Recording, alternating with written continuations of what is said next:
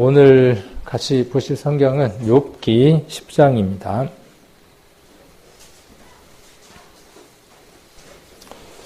욥기 10장 1절부터 같이 한번 오늘은 보도록 하겠습니다.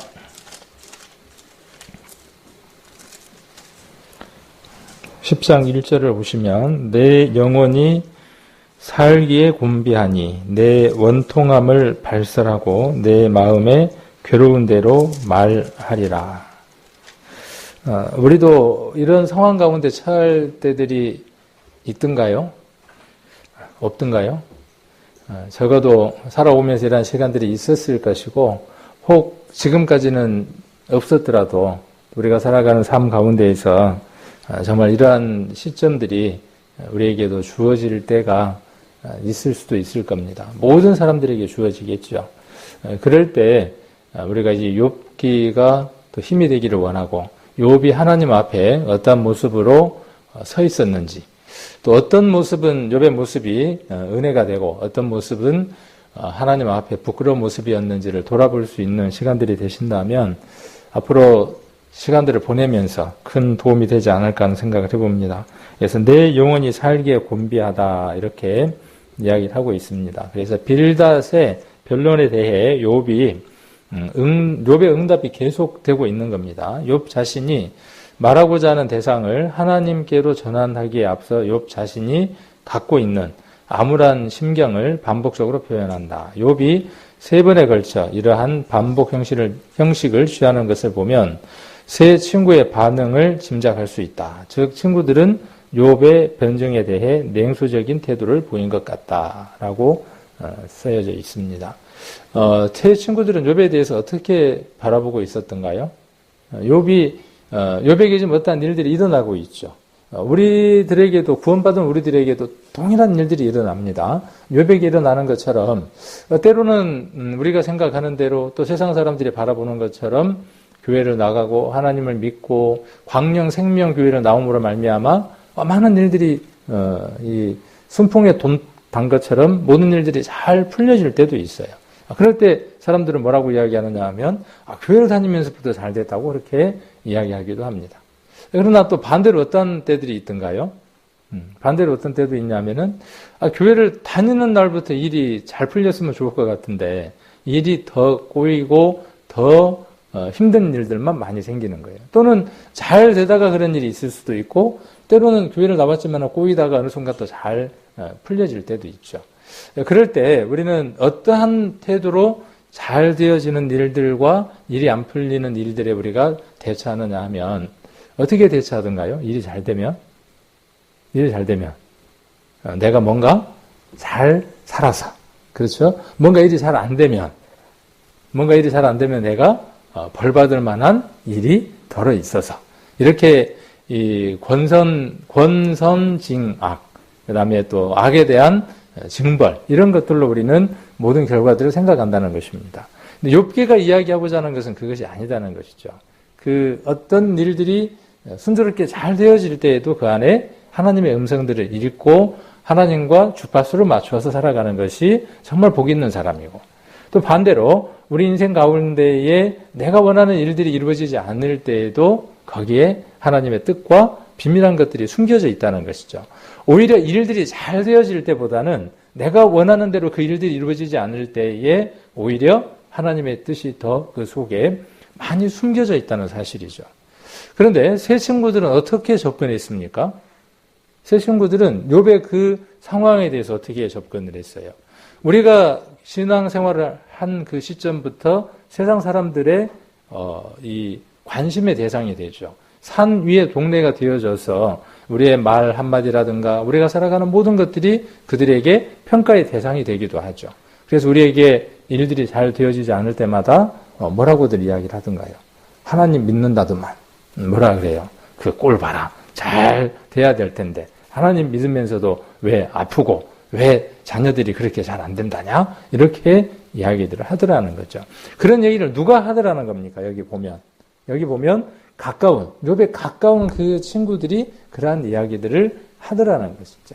그럴 때 욥이 어떻게 반응하고 어떻게 말하는가 하는 것들을 우리가 먼저 살펴봄으로 해서 우리가 그런 일들이 있을 때 우리가 어떻게 말하고 우리의 마음들을 어떻게 정리해야 되는가 하는 것들을 우리가 교훈을 얻을 수 있을 것 같습니다. 그래서 발설하고라고 이야기를 하고 있죠. 아까 내 원통함을 발설하고 왜 원통함을 지금 이야기를 하는 것이죠?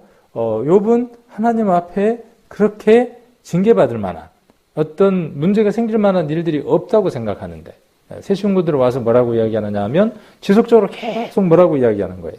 네가 지은 죄가 많으니까, 내가 경험을 해보니까, 내가 긴 세월을 살아보니까, 네가 나보다 아직 젊잖아. 근데 내가 너보다 조금 더 살아보니까 그런 일들은 대체로 숨겨진 죄가 있든지 네가 죄가 있든지 아니면 네 마누라가 죄가 있든지 네 자식들이 숨겨진 죄가 있으니까 네가 그렇게 형벌을 당하는 것이지 까닭없이 그럴 수는 없는 것이야. 그런 것처럼 우리도 그런 얘기를 들을 때가 있죠. 너가 정말 하나님을 잘 믿는다면 그럴 수 있겠어? 라고 이야기를 들을 수 있다는 것이죠. 그러면 우리 마음이 어때요? 이 욥처럼 원통하죠. 그렇죠. 원통해요.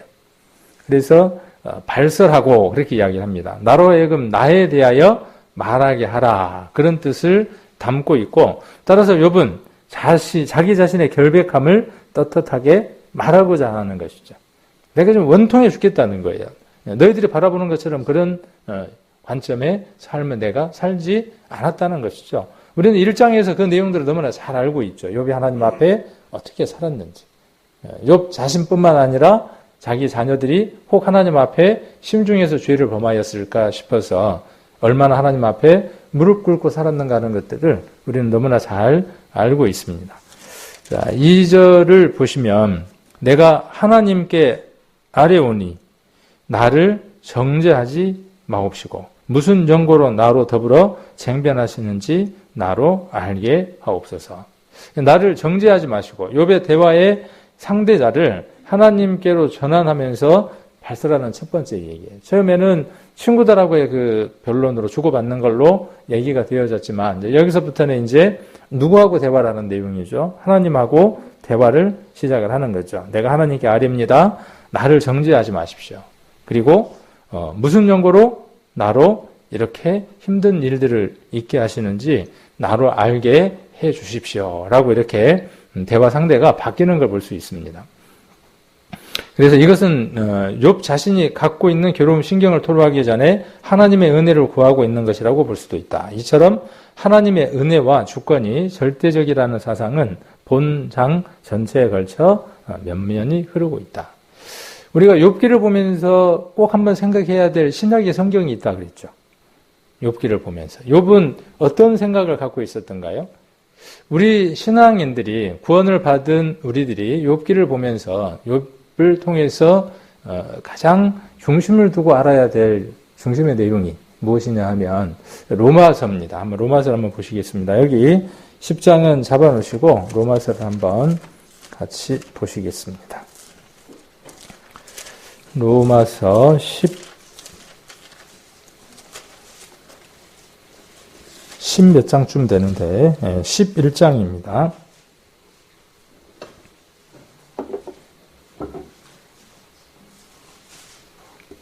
로마서 11장 36절입니다. 같이 한번 읽겠습니다. 이는 만물이 주에게로 나오고 주께로 말미암고 주에게로 돌아갑니다. 영광이 그에게 세세에 있으리로다. 아멘. 자, 이게 하나님 앞에 서 있는 우리들의 바른 마음들이 되어져야 한다는 것이죠. 우리가 어떤 것들을 소유하고 어떤 것들을 갖고 있습니다. 그리고 누리고 살아갑니다. 그 모든 것들이 누구로부터 왔다는 것이에요. 우리에게 있는 모든 것들이 만물 가운데 포함되는 것이죠. 그것이 누구로부터 나왔다는 거예요. 하나님으로부터 온 거예요. 여러분 그렇게 믿고 받고 감사하고 사십니까? 그렇게 여러분에게 주어져 있는 모든 것들에 대해서 그렇게 아멘으로 받으십니까? 이렇게 내가 만지기에 좋은 것, 내가 먹기에 달짝지근한 것만 주께로부터 온 것이고 내가 좀 만지기에 껄끄럽고 내가 먹기에 불편한 것들은 주께로 온 게 아니고 그렇습니까? 우리는 욥기를 통해서 읽고 받아들이고 봐야 할 그 관점들이 바로 이러한 것들이라는 것이죠. 그래서 모든 것들이 모든 만물이 주에게로 나오고 그 다음 또 뭐라고 그랬습니까? 주로 말미암고 그렇죠. 모든 것들이 하나님에게로부터 그리스도에게로부터 나오고 말미암았어요. 그리고 어디로 돌아갈까요? 주에게로 돌아간다는 사실이죠. 우리는 반드시 우리 자신도 누구에게로 돌아가야 하느냐 하면 주 앞으로 돌아가야 합니다. 그래서 로마서에 기록된 것 가운데에 그리스도의 심판대 앞에 서서 선악간에 우리가 행한 것들을 심판받아야 할 일들도 남겨져 있습니다. 우리가 이러한 부분들을 우리가 생각하고 살아야만 하나님의 뜻에 맞는 삶들을 사는 것일 겁니다. 욥기를 우리가 보면서 욥은 이러한 생각들을 많이 갖고 있었던 것들을 한번 우리가 살펴볼 수 있을 겁니다. 그래서 이처럼 하나님의 은혜와 주권이 절대적이라는 사상을 누가 갖고 있느냐 하면 욥이 갖고 있다는 것이죠. 자기가 그렇게 고난 가운데 있는 것도 내가 아직은 뜻은 잘 모르겠지만 내가 잘 이해하지는 못하겠지만 그것도 누구로부터 왔다는 것이에요. 주께로부터 왔다는 거예요. 그런데 옆에 친구들은 뭐라고 이야기하는 거예요?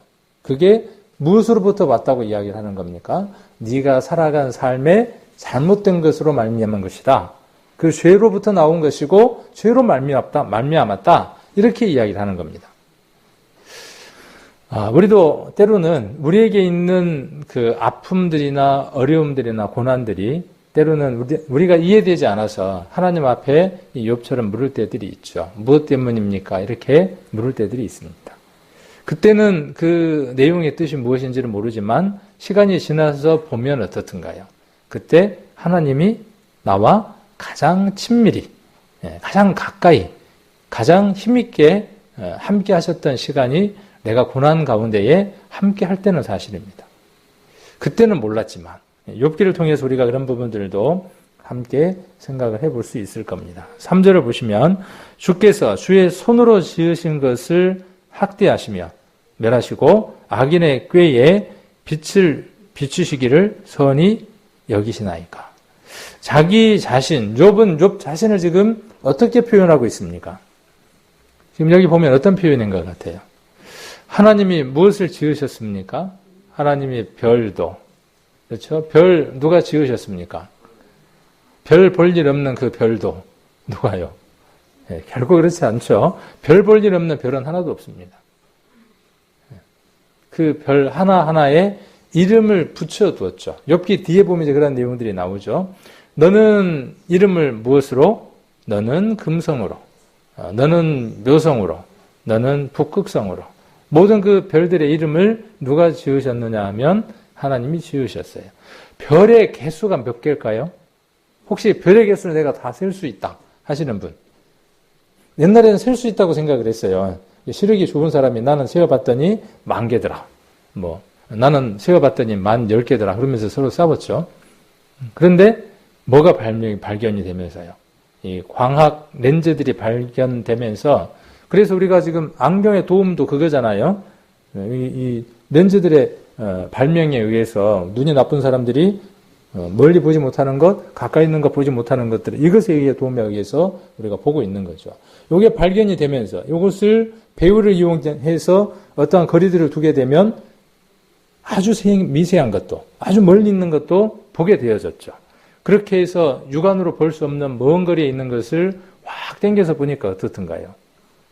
이루 셀 수 없는 수많은 별들이 있더라는 거죠. 하나님은 그 별들의 개수를 계수해 놓으셨고 그것들의 이름들을 다 붙여 놓으셨다 그랬죠. 뒤에 우리가 이제 욥기 38장이라든가 이렇게 들어가면 우리가 배울 수 있을 것 같아요. 그래서 거기 보면 우리 전도 집회 때 이야기했던 것처럼 뭐가 있던가요? 묘성도 있고 그 다음에 또 삼성도 있었죠. 삼성 기억나나요? 삼성? 네. 그런 거 이제 다음에 또 한번 같이 살펴보도록 하고 그건 만드신 분만 설명할 수 있는 거예요. 관찰을 잘한다고 기록할 수 있는 게 아니고 관찰을 잘해서 기록할 수 있는 것이다 그러면은 그 관찰의 관점이 바뀌거나 그러면 허구가 될 겁니다.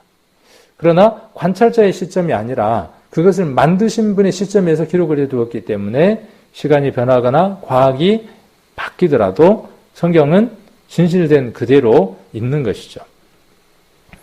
자, 그래서 주의 손으로 지으신 것이다. 그렇게 이야기를 하고 있죠. 누구를 지으셨다는 거예요?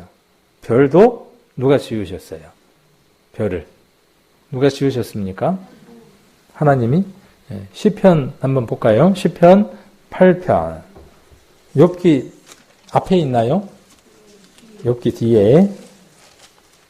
그 전에 우리 성경 공부할 때 모세 오경, 그 다음에 또 역사서, 시가서, 예언서 이런 거 배웠던 기억이 나시죠?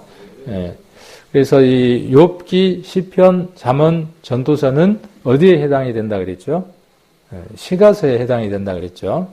그래서 욥기는 시대적으로 언제쯤 쓰여진 성경이라고 우리가 배웠죠? 자, 창세기가 있고 말라기가 있을 때 우리가 지금 보고 있는 욥기는 언제쯤 기록이 된 걸까요? 말라기에 가까울까요? 창세기에 가까울까요?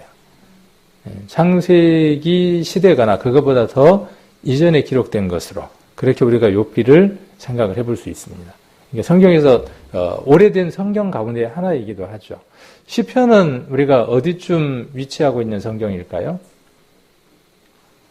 이스라엘 역사를 우리가 잘 한번 생각을 해보면 좋을 것 같아요. 이스라엘 역사는 누구로부터 시작을 하느냐 하면 아담으로부터 이렇게 출발을 하죠. 그래서 아담부터 출발을 해서 아담이 가인과 아벨을 낳고 그 다음에 거기서부터 족보가 시작이 되고 그 족보가 싹 한번 정리됐던 시점이 언제냐 하면 노아라고 하는 시대에 족보가 한번 정리가 됐죠. 그래서 대표적인 인물들을 한번 보면 아담, 노아 이후에 누구냐 하면 아브라함. 그리고 그 아브라함을 기점으로 해서 그 이후에 여러 아들들이 있게 되죠. 그리고 요셉이라고 하는 사람과 그 요셉이라고 하는 사람이 애굽으로 들어가게 되고 애굽에서 400년 혹은 430년 이렇게 있다가 출애굽을 하게 되고 그 출애굽한 이후에 이들이 하나님이 주신 그 가나안 땅으로 이렇게 들어가게 되죠. 그리고 그 가나안 땅을 정복하게 되죠. 그리고 정복하고 나서 그들이 통일 왕국 시대를 맞이하게 되죠. 그래서 처음 왕, 사울 왕이라고 하는 왕이 있게 되고 그 사울 왕 이후에 누가 있게 되느냐 하면 다윗이 있게 되고 다윗 왕 이후에 또 누가 있습니까? 갑자기 생각이 날 수도 있고 안 날 수도 있고 다윗 왕 이후에 누가 있죠? 솔로몬 왕 이후에 어떻게 됩니까? 통일 왕국 시대였던 이스라엘이 북쪽과 남쪽으로 나라가 나뉘게 됐죠. 그렇게 해서 두 나라의 왕들이 있게 되죠. 르호보암과 여로보암이라고 하는 두 왕이 있게 되고 두 나라의 왕들이 몇 명의 왕이 있게 되죠. 그냥 계산하기 편하게 20명이라고 그냥 편하게 이야기를 합시다. 20명. 그렇게 해서 북이스라엘과 남유다 이렇게 두 개의 나라가 있게 되고 그들이 하나님 말씀을 불순종함으로 말미암아 이방에 사로잡히게 되고 한 나라 북이스라엘이 먼저 멸망을 당하게 되죠. 그리고 남유다도 멸망을 당하게 됩니다. 그러나 그 멸망으로 끝나는 것이 아니라 그들이 다시 회복할 것이라고 하는 예언의 메시지들을 기록하게 되죠.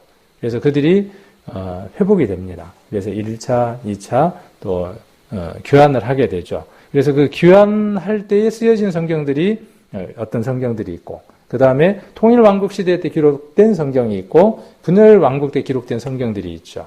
그런 것들을 담고 있는 것들이 우리가 성경의 내용들이죠. 그러니까 그런 내용들로 이렇게 쭉 기록이 되어 있는데 시편은 어느 왕 때 주로 기록된 것이냐 하면 다윗과 솔로몬 왕 때 주로 있었던 일들을 담고 있습니다. 잠언도 마찬가지고요.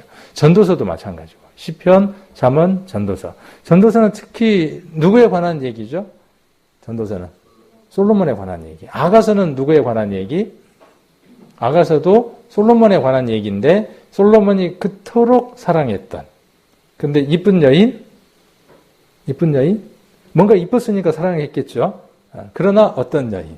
정말 볼품없는 포도원에서 일하느라고 새까맣게 그을려있는 정말 볼품없는 한 여인. 그 여인과의 사랑의 세레나데를 기록해 놓은 게 아가서. 그러니까 그거는 언제쯤의 얘기겠어요? 이스라엘이 분열되기 전에 솔로몬 왕 때의 얘기겠죠. 그런 내용들을 담고 있는 게 사무엘에 의해서 사울 왕이 기록되는 내용들, 이런 내용들을 주로 담고 있는 게 사무엘 상하의 내용이 되고, 그 다음에 이스라엘의 여러 왕들에 대해서 그냥 이렇게 편리하게 쭉 나열을 하고 있는 것이 열왕기 상하. 여러 왕들에 대해서 기록한 겁니다. 10명의 왕에 대해서 기록했다 그 말이 아니라 이스라엘의 여러 왕들, 남쪽과 북이스라엘의 왕들에 대해서 기록한 것이고, 역대상하는 그렇게 이스라엘 역사에 대해서 기록을 하되 이스라엘의 치적들, 왕들의 각각 치적들을 중심으로 해서 기록되어 있는 게 역대상하입니다. 그러니까 열왕기 상하하고 역대상하는 주로 어떻게 있어요? 이렇게 겹치는 내용들이 종종 있게 되겠죠. 그러한 내용들로 기록이 되어 있습니다. 그러니까 그 사이에 기록되는 게 뭐냐면 시편, 잠언, 전도서, 아가서가 되겠죠. 이런 것들을 우리가 시가서라고 이렇게 이야기를 합니다. 어쩌다 보니까 잠깐 구약의 내용들로 이렇게 들어갔습니다. 시편 아까 8편 찾으려고 하다가 그 얘기를 하게 됐습니다. 시편 8편 3절 한번 보시면 주의 손가락으로 만드신 주의 하늘과 주의 베풀어 두신 달과 별들을 내가 보니. 야, 참 기가 막힌 일이죠. 그런데 우리는 이것을 아무런 꺼리낌 없이 의심 없이 믿고 있죠. 정말 대단한 겁니다, 이것은요. 정말 이것을 우리가 믿고 있다는 것은, 이것을 아무런 의심 없이 믿고 있다는 것은요, 기적 같은 일입니다. 우리나라는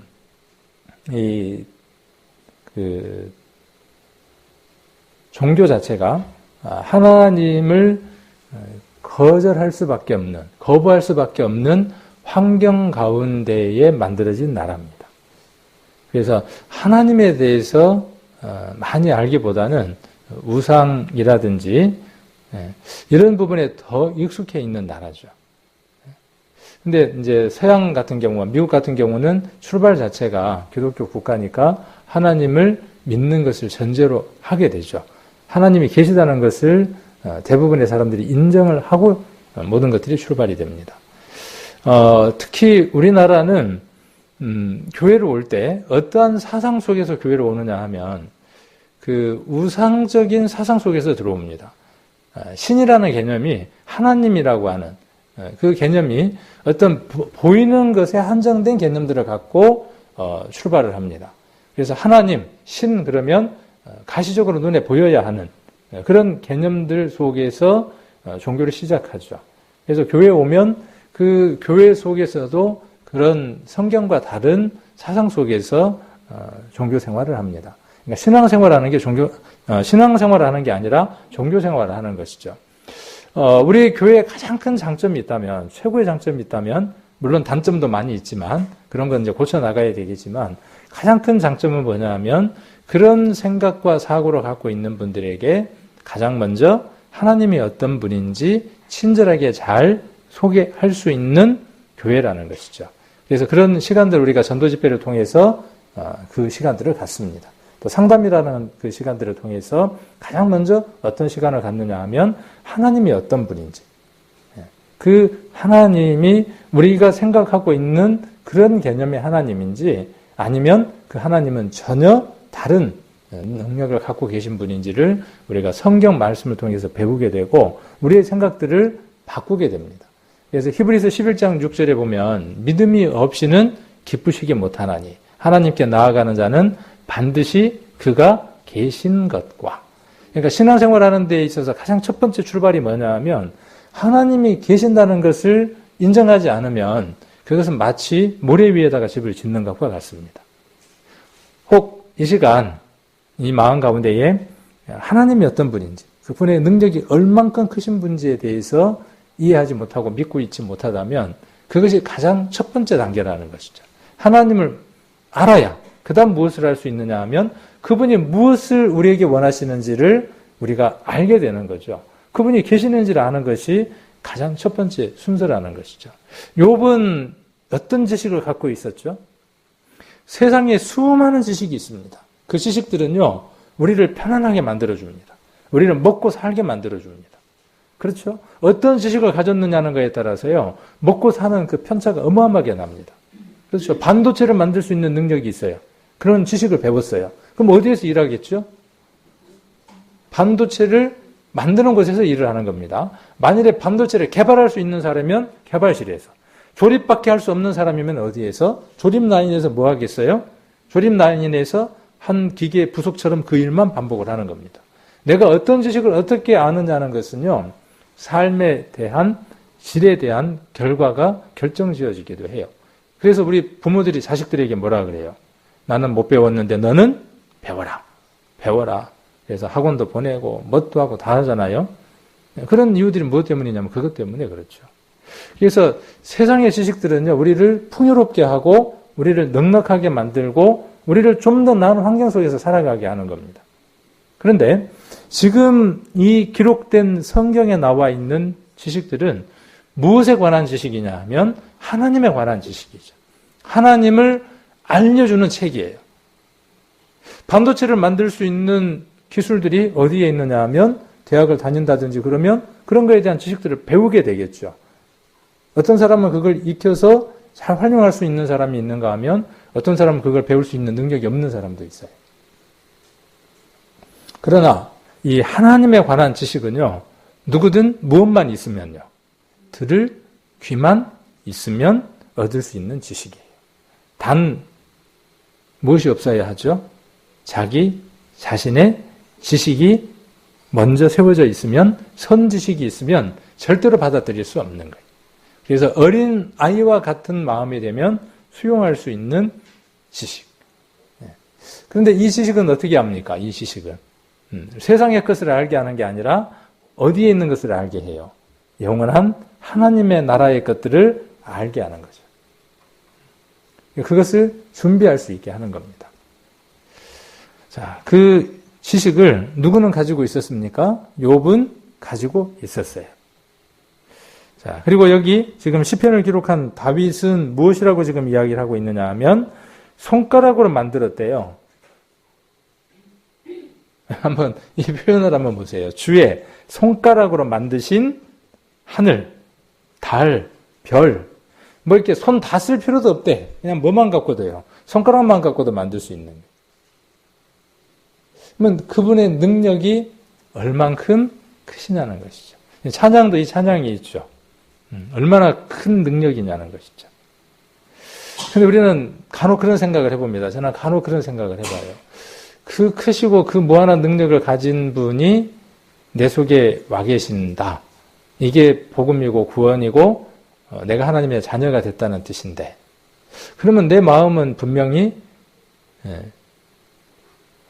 어마어마하게 부풀어 있어야 하고 터져버릴 것 같은 가슴이어야 될 텐데 나는 너무나 좁은 마음으로 살아갈 때가 많구나. 이런 생각들도 한번 해봅니다.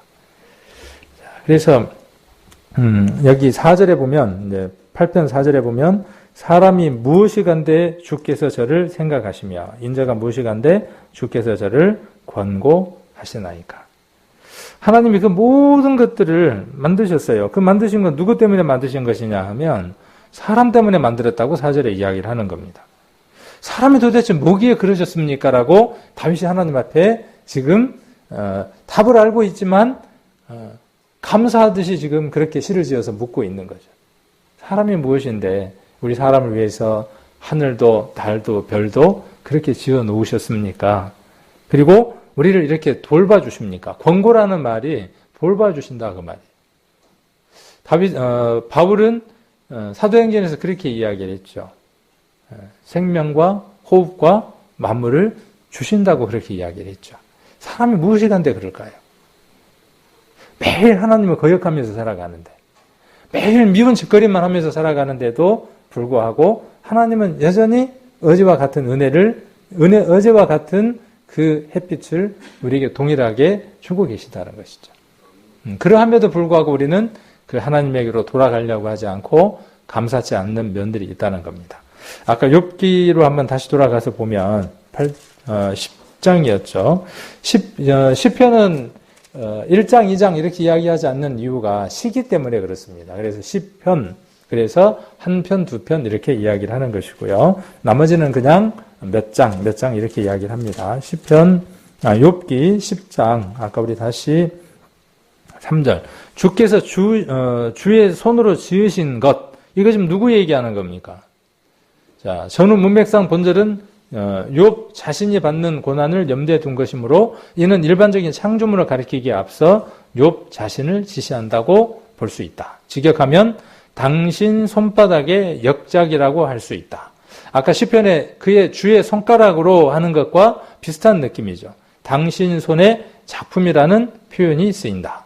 욥은 자신을 표현함에 있어서 이처럼 독특한 용어를 사용을 함으로써 하나님과의 특별한 관계를 나타내고자 했다는 것이다. 우리가 복음성가에 그런 게 있죠. 당신은 사랑받기 위해 태어난 사람.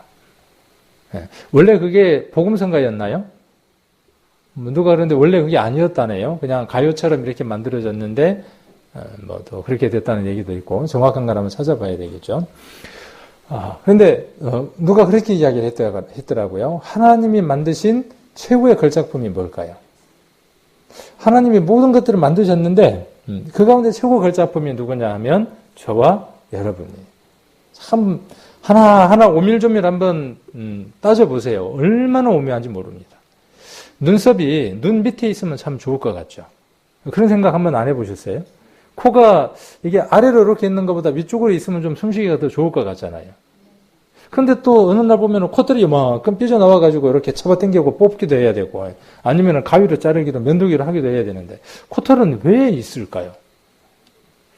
이런 거 저런 거 생각을 안 해보면 걸작품이라는 생각이 안 들어요. 그런데 한번 오밀조밀 따져보면요.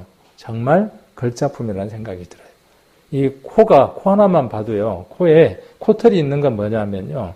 이 라디에이터와 같은 역할들을 해요. 찬 공기가 들어올 때 어떻게 해주느냐 하면 그것을 데워주기도 하고 먼지나 이런 것들이 들어올 때 걸러내주기도 해요. 코 안에가 그 코 속에 보면 그 아주 독특하게 만들어져 있습니다. 공기가 들어오면요. 순간적으로 어떻게 하느냐 하면 데워요.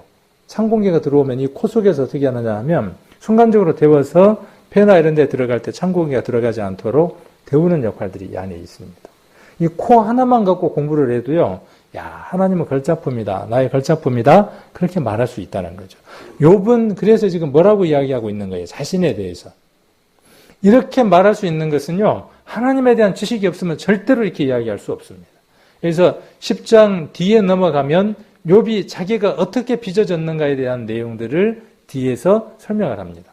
그 부분 다음에 우리가 이제 한번 살펴보게 될 텐데. 그래서 당신 손바닥의 역작이 지금 누구라는 거예요? 하나님의 걸작품이 누구냐면 접니다. 그런데 뭐라고 지금 이야기를 하고 있는 것이죠? 그런데 뭐라고 이야기를 해요? 주께서 주의 손으로 지으신 것을 학대하시며 멸시하시고 이렇게 지금 이야기를 하는 거죠. 그리고 악인의 꾀에 빛을 비추시기를 선히 여기시나이까. 내가 지금 이렇게 고통받는 이것을 하나님 어떤 의미입니까? 라고 이렇게 묻고 있는 거죠. 그래서 육신이라고 하는 것은 여기 이제 주의 육신이 4절에 보시면 주의 눈이 육신의 눈이니까 이렇게 이야기를 하고 있죠. 그러니까 하나님을 지금 사람처럼 이렇게 좀 표현을 하면서 뭐라고 이야기를 해요? 주의 눈이 육신의 눈이니까 주께서 사람의 보는 것처럼 보시리까. 하나님은 어떻게 보실까요? 사람이 보는 것처럼 사람을 보실까요? 사람이 보는 것처럼 모든 것들을 보실까요? 아니죠.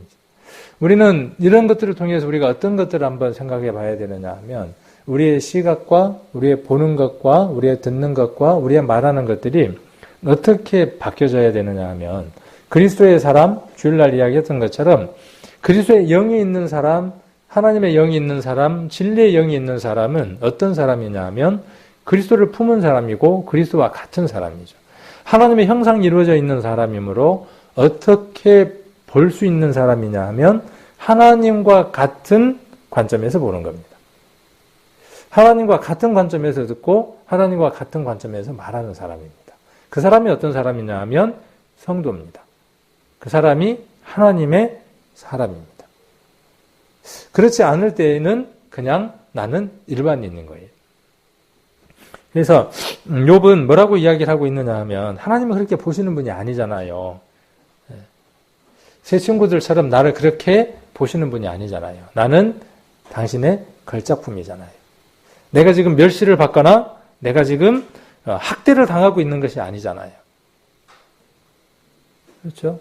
욥이 지금 학대를 당하거나 멸시당하고 있는 게 아니죠. 악인의 꾀에 놓여져서 그가 심판받고 있는 것은 아니잖아요. 이렇게 지금 이야기를 하고 있는 겁니다. 그러면서 4절에 주의 눈이 육신의 눈이니까 주께서 사람을 보는 것처럼 보시리이까. 그래서 육신은 문맥에 따라서 살, 몸, 또 인생 이렇게 번역될 수도 있고요. 그래서 이 말은 하나님께서 만드신 피조물이라는 의미에서 육신, 즉 제한성을 가졌다는 측면에서 사람으로 주로 지칭합니다. 그래서 하나님께서 창조주로서 절대자인 것을 강조하며 상기시키려는 의도가 이 말 속에 내포되어 있는 거죠. 그리고 우리가 요한복음 8장 15절에 보면 너희는 육체를 따라 판단한다 라는 말씀이 있는데 이것을 한번 우리가 살펴보았을 때 하나님의 독특한 속성 가운데 하나는 육체의 방법을 따라 판단하지 않으신다는 것이죠. 그래서 이는 하나님께서 육체를 주관하시며 사람을 어떻게 보신다는 것이죠? 중심을 보시는 분이라는 것이죠. 하나님은 그 사람의 동기와, 그렇죠? 그 사람의 숨어있는 동기와, 그 다음에 그것들이 진행되는 과정과 결과까지를 하나님은 어떻게 하시느냐 하면 동일하게 보시고 평가하시는 분이죠. 우리는 무엇만 보게 되죠? 우리는. 그러니까 지금 이렇게 이야기하는 거예요. 주의 눈이 육신의 눈입니까? 그렇게 이야기하는 건 뭐예요? 하나님은 결과만 보시는 분이 아니잖아요. 무엇도 보시는 분이에요? 숨겨져 있는 동기와 감춰져 있는 그 모든 것까지도 다 보시는 분이잖아요. 그렇게 지금 욥이 말하고 있는 것이죠. 고린도 후서를 한번 보겠습니다. 고린도 후서 5장 14절.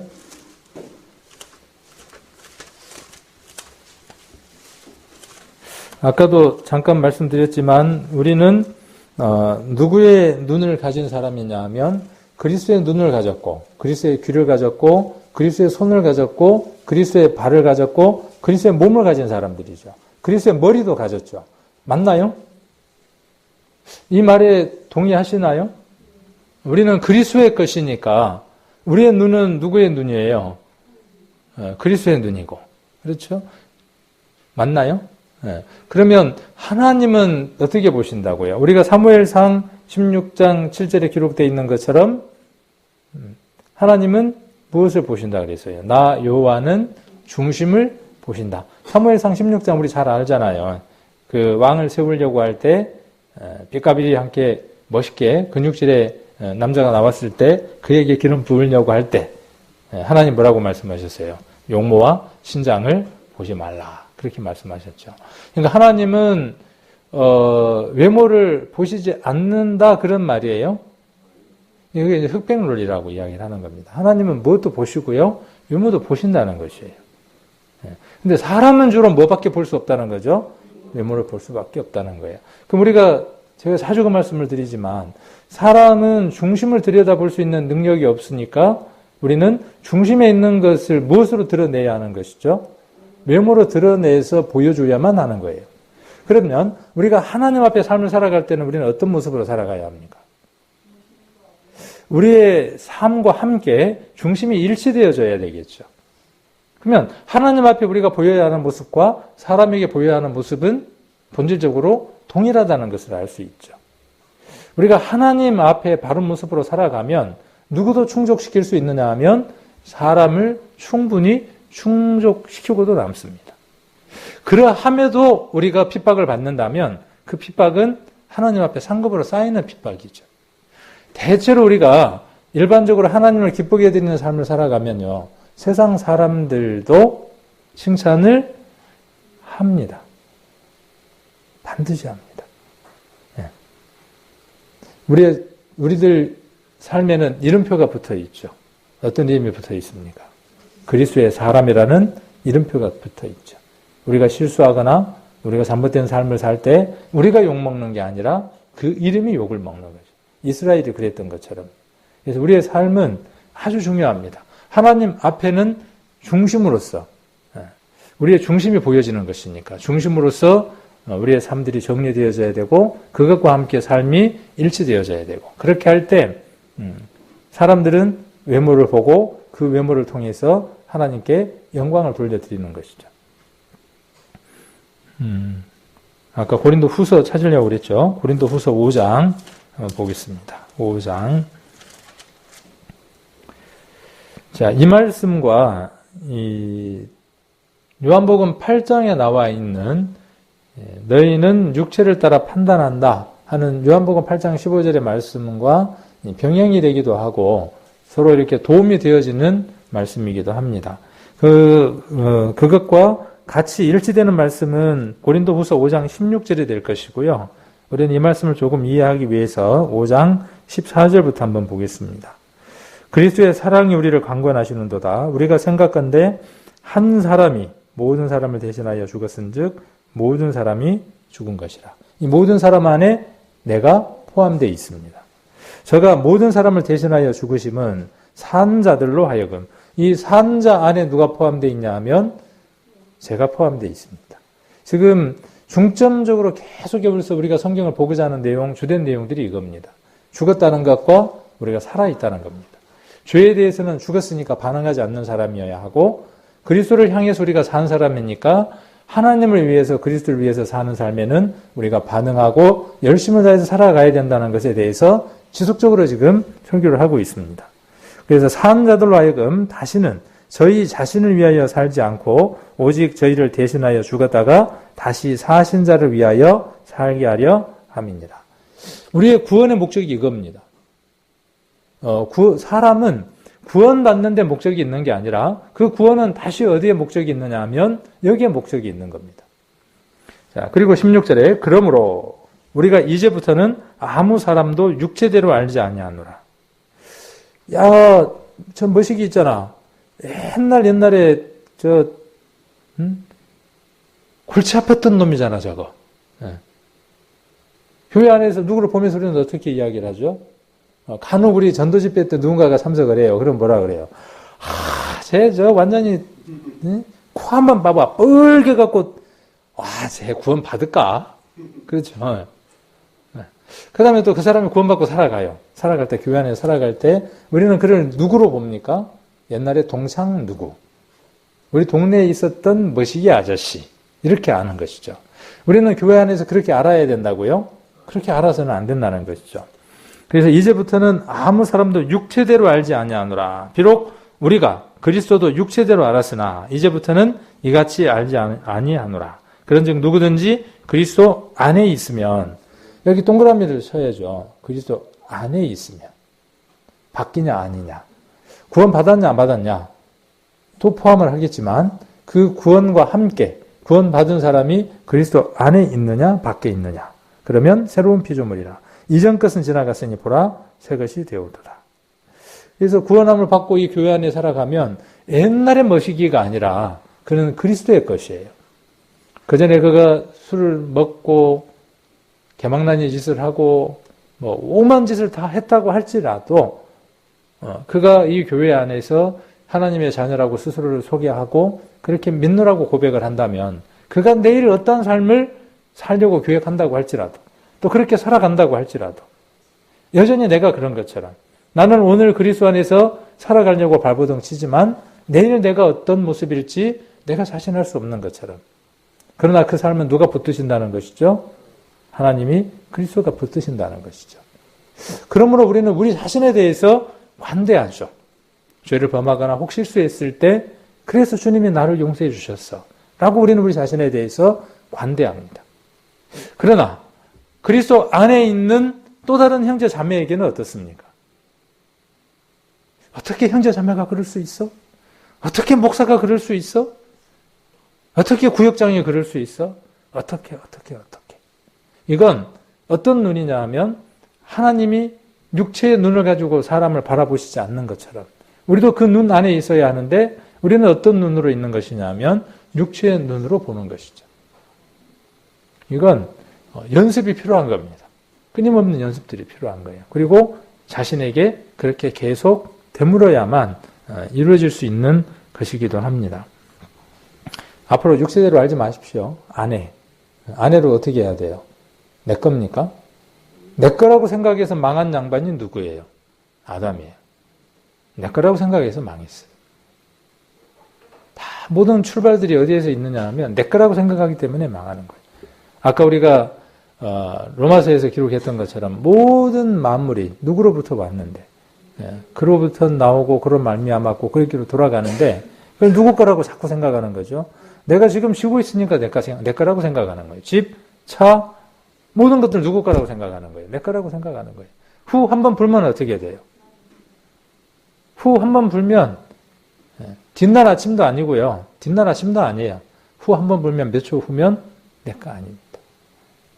그러나 암만 불어도 사라지지 않는 것이 있죠. 암만 불어도 없어지지 않는 것이 있습니다. 자, 먼저 어디를 먼저 한번 보느냐 하면 7절을 먼저 한번 보겠습니다. 나머지 부분은 또 다음에 같이 한번 살펴볼 수 있는 시간을 가져보도록 하고요. 7절. 주께서는 내가 악하지 않는 줄을 아시나이다. 주의 손에서 나를 벗어나게 할 자도 없나이다.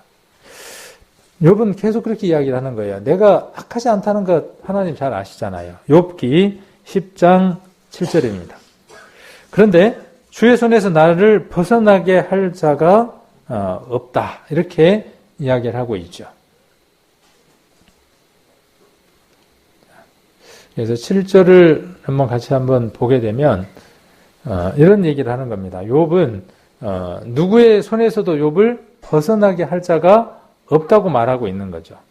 그러니까 이 얘기는 지금 역설적으로 뭔 얘기를 하는 거예요? 내가 하나님의 지으신 바 됐고, 아까 주의 손에 어떻게 됐다고 이야기를 했죠? 3절에 주께서 주의 손으로 지으신 것, 그게 누구라 그랬어요? 내가 걸작품이잖아요. 그렇게 지금 소개하고 있고, 7절에서는 뭐라고 이야기를 하고 있어요?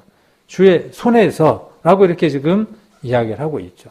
내가 주께 붙들린 바 된 사람인데, 주의 손 안에 있는 사람인데, 내가 어떻게 죄를 범하겠습니까? 라고 지금 이렇게 이야기를 하는 것이죠.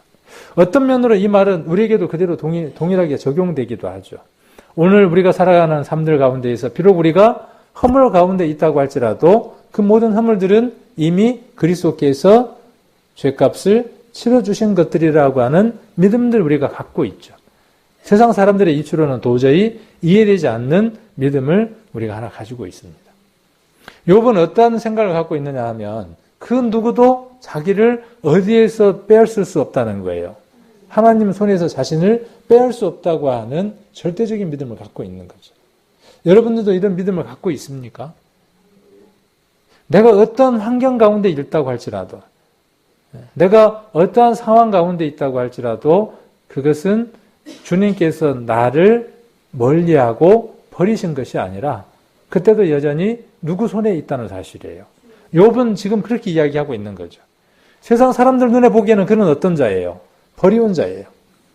그렇게 충성을 다했던 그 절대자로부터 버린 것 같은 모습이 누구냐 하면 욥의 모습이에요. 우리는 그럴 때들이 많습니다.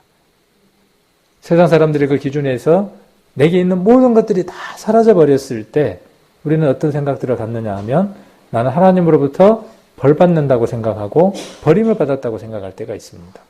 그러나 욥은 반대로 무엇이라고 이야기하느냐 하면 나는 주의 손에 붙들려 있는 바입니다. 그리고 오늘 설교의 주제대로 욥은 뭐라고 이야기를 하고 있습니까?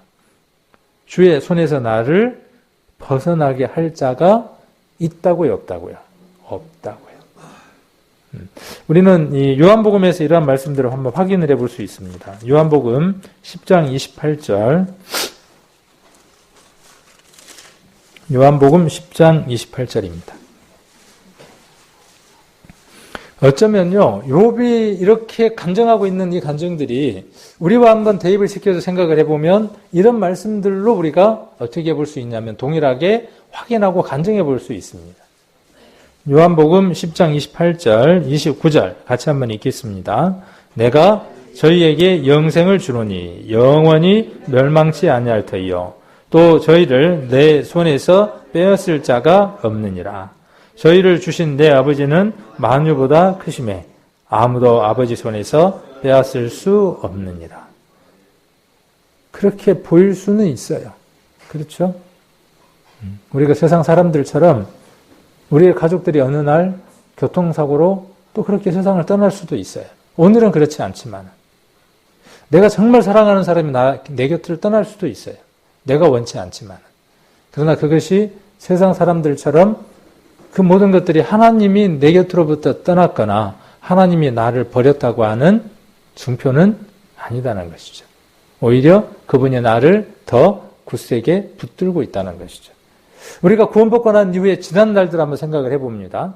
그 지난 날들이 내게 모든 것들이 풍족했을 때보다 힘들고 어려웠을 때 우리는 무엇을 더 많이 생각했냐 하면 인생이 이것이 끝이 아닐 텐데 내가 하나님을 찾고 이 모든 것들에 대한 답을 찾아야지 하는 마음들을 가졌던 것들을 기억할 겁니다.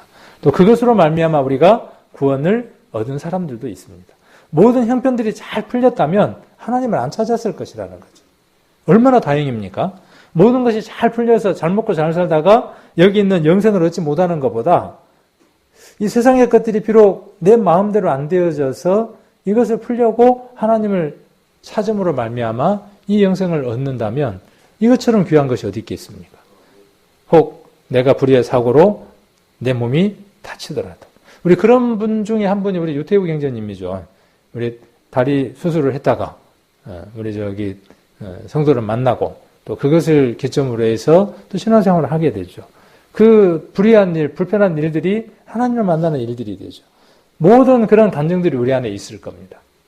그래서 그렇게 우리에게 영생을 주신 분은 어때요? 내가 저에게 영생을 주노니 영원히 멸망치 아니할 터이요 또 저희를 내 손에서 빼앗을 자가 없어요. 우리는 누구 손에 붙들려 있냐면요. 대통령 손도 아니고요. 누구 손에 붙들려 있냐면 하나님, 예수 그리스도에게 붙들려 있는 분입니다. 그분 손에서 우리를 빼앗을 수 있을까요? 빼앗을 수 없어요. 우리가 이러한 믿음으로 우리가 살아간다면 29절에 기록되어 있는 대로 저희를 주신 내 아버지는 만유보다 크심에 아무도 아버지 손에서 빼앗을 수 없다 그랬어요. 이런 은혜를 주시려고 하나님 우리를 부르는 것이고요. 우리가 그 안에 들어가면 그 은혜 속으로 들어가면 그분이 나의 아버지가 되기 시작을 하면 그분은 나를 언제까지 보호하시고 이끌어 가시느냐 하면 영원히 죽을 때까지가 아니라 영원히 이 은혜가 있기 때문에 우리가 이렇게 이 저녁에도 함께 이렇게 모이고 비록 시간이 길어지는 이 설교 속에서도 우리가 귀를 기울여서 들을 수 있는 것은 어떤 사람의 소리이기 때문이 아니죠. 이 말씀들이 내게 생활 가운데에서 있었던 그 어려움들을 이겨줄 수 있는 힘이 되기 때문에 이 말씀 가운데 있는 것입니다. 이 말씀들이 우리 성도님들의 말씀들이 되기를 원합니다. 저희를 내 손에서 빼앗을 자가 없다. 그리고 아무도 아버지 손에서 빼앗을 수 없다. 욥이 오늘 이야기하고 있는 것처럼 아무도 하나님 손에서 나를 빼앗을 자가 없다라고 이렇게 고백했던 것처럼 우리 성도님들도 그런 고백 속에서 그분만으로 기뻐하고 그분만으로 감사하고 그분을 찬양함으로 말미암아 이 세상 것이 아닌 하나님의 것으로 충만하게 채워지는 귀한 삶들을 살아가시는 우리 성도님들 되시기를 원합니다.